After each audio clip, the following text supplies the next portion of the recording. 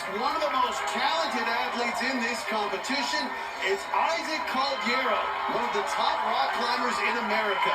And he's quickly becoming one of the top ninja athletes. We told you before, he trains with a group of other competitors called the Wolfpack. Ian Dory, Noah Kaufman, and Brian Arnold. They're here along with Megan Martin, who also sometimes trains with them.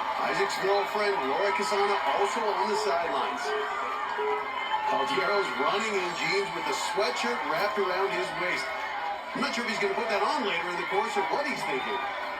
I don't know either, but he's obviously not planning on getting wet in those clothes. He's dressed for success. Well, no one's made it to the buzzer so far, but Caldiero has the talent to do it. Truly a world-class athlete. 5'10", 155 pounds, and he just bounds across the tiles. Now the ring toss, as the climber should feel right at home on this type of obstacle. As we told you, he competes at the highest level of rock climbing, goes to competitions all over the world. And he told us that he trains every day, never takes a day off. And he goes one arm for the dismount to skip to last pegs.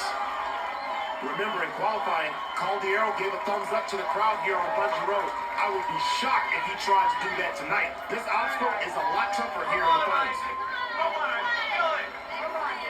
Get that swing going. Gonna get a big swing and try not to use your hands, use your arms. That's it, job. There he goes. See, the rock climber technically wants to reach out and use his hand. That time he changed up his strategy. Good move.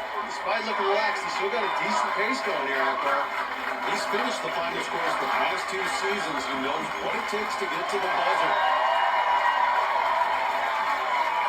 He is in such phenomenal shape. I don't think there's an ounce of fat on this man. Now moving on to the final 4 obstacles. Should be able to handle the salmon ladder, but remember, it was the double salmon ladder that took him out in stage 2 at Vegas last year. All right, push it up. Well, we know that he can get through the salmon ladder.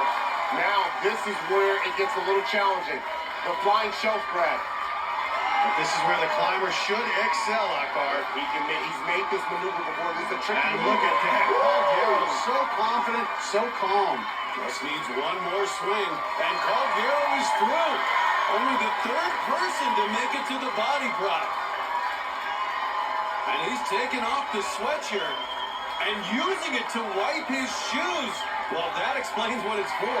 See, that's success. He's thinking ahead, and that's being pretty confident, too. Well, we did have rain earlier. The course a little wet. You want those shoes as dry as possible for the body prop.